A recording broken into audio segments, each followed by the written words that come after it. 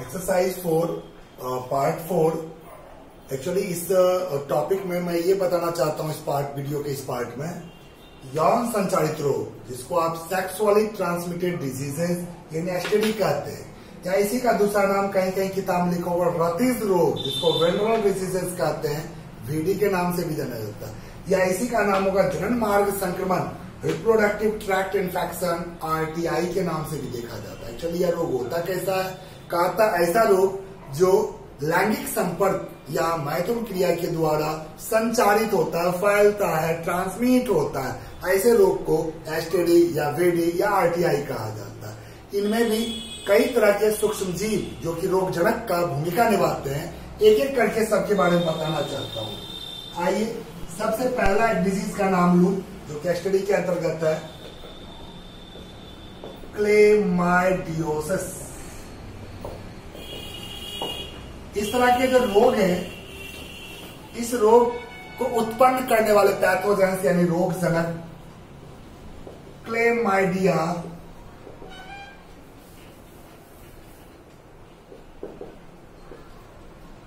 Trachomatis,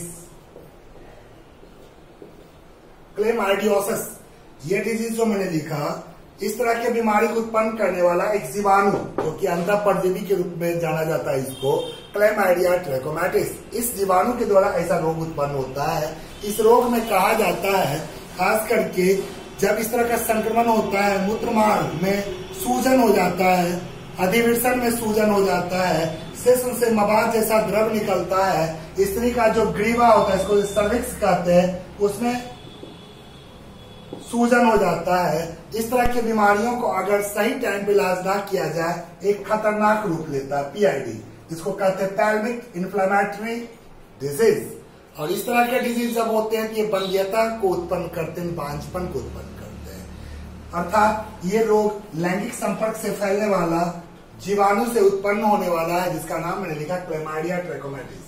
ऐसे ही दूसरा disease है गोनोरिया,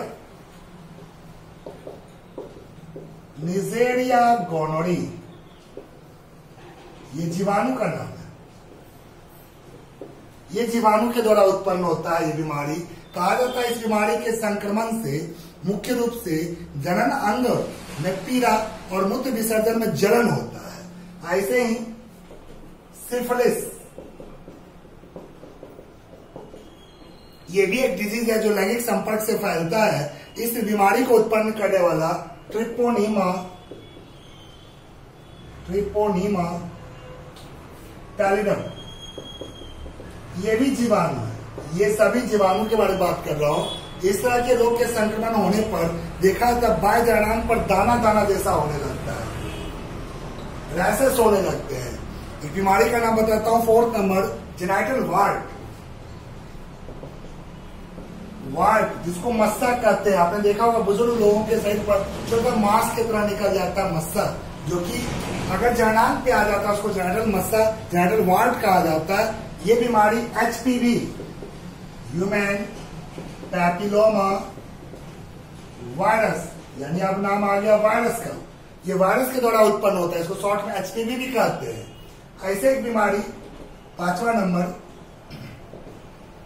जेनाइटल हर्पिस, इसमें जनांगों पर छाले, अल्सर जैसा हो जाता है, लाल लाल हो जाता है वाजानांग पर, चाहे स्त्री हो या पुरुष। इस तरह के डिजीज उत्पन्न करने वाला एक वायरस है, इसका नाम है सिंप्लेक्स वायरस। ऐसे ही बीमारी को आप लेके चलो तो आप जानते हो एक और खतरनाक बीमारी एड्स, एक्वायर्ड इम्यूनोडेफिशिएंसी सिंड्रोम। इस तरह के रोग को उत्पन्न करने वाला एक वायरस, जिसका नाम आप जानते होंगे ह्यूमन इम्यूनोडेफिशिएंसी वायरस। खास करके इस तरह के वायरस को एक और नाम जाना जाता है LAV, लिम्फेडेनोपैथी एसोसिएटेड वायरस।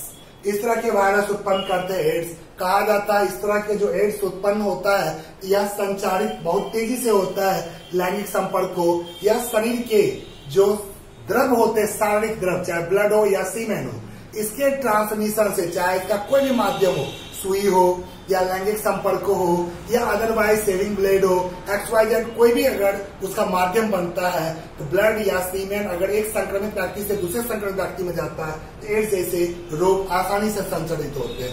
ऐसे एक और डिजीज का नाम मैं बताऊं, इस तरह की कई बीमारी है। एक प्रोटोजुआ से होने वाला एक डिजीज है, उसका नाम मैं बताऊं, खास करके वह प्रोटोजुआ से होने वाला बीमारी यह भी खतरनाक है। इसका नाम आता है आपका ट्रैकोमोनियासिस।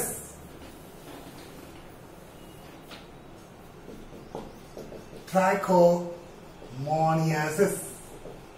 इस बीमारी में देखा जाता है जनान से व्हाइट द्रव निकलने से उसको धात कहते हैं। खासकर ट्रैकोमोनियासिस ये बीमारी ट्रैकोमोनास वैजिनालिस, ट्रैकोमोनास वैजिनालिस नामक प्रोटोजुआ, अब यहाँ देखिए फिर माइक्रोब्स, लेकिन ये प्रोटोजुआ ग्रुप में है। इससे पहले मैंने ये दोनों को बताया, वायरस तीनों को।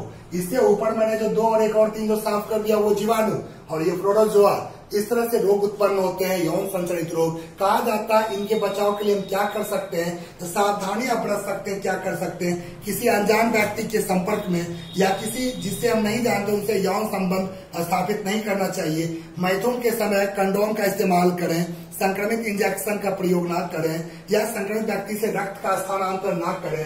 कोई रक्तदाता हो या वीर्यदाता हो या गर्भवती स्त्री हो, इनका जरूर ही जांच के बिना, मेडिकल जांच के बिना इससे किसी भी तरह का स्थानांतरण किसी भी चीजों का नहीं करवानी चाहिए। इस तरह से अगर हम इस तरह सावधानी बरतें हैं, एसटीडी से बच सकते हैं। और कोई भी आशंका हो तुरंत ही अनुभवी डॉक्टर से संपर्क में जा करके इस तरह की प्रॉब्लम को हम अपने आने नहीं दे सकते अपने सामने।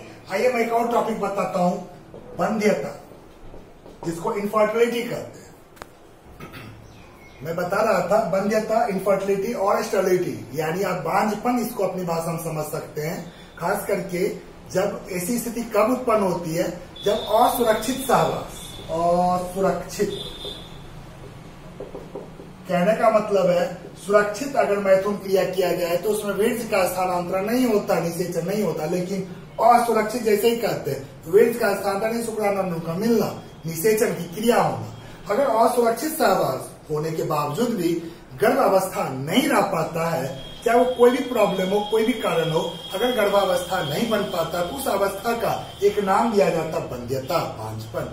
यह अवस्था के कई कारण हो सकते हैं इन अवस्थाओं की उत्पत्ति होने का, चाहे वह शारीरिक हो, जन्मजात हो, आनुवांशिक हो, चाहे वो औषधिक हो दवा के द्वारा, चाहे मनोवैज्ञानिक यानी साइकोलॉजिकल इफेक्ट हो, यानी कोई भी कारण हो सकता वंध्यता का। लेकिन आज के डेट में वंध्यता होने के बावजूद भी चाहेंगे बंध दंपति, जो स्ट्राइल फैमिली, जो स्ट्राइल कपल है, वो भी एक अच्छे शिशु के माँ बाप बन सकते हैं। उनके लिए विज्ञान ने कई टेक्निक का इस्तेमाल किया है। उनको एक सामूहिक रूप से आप एक नाम देते हैं ART, जिसका फुल फॉर्म आप कह सकते हैं असिस्टेड रिप्रोडक्टिव टेक्नोलॉजी।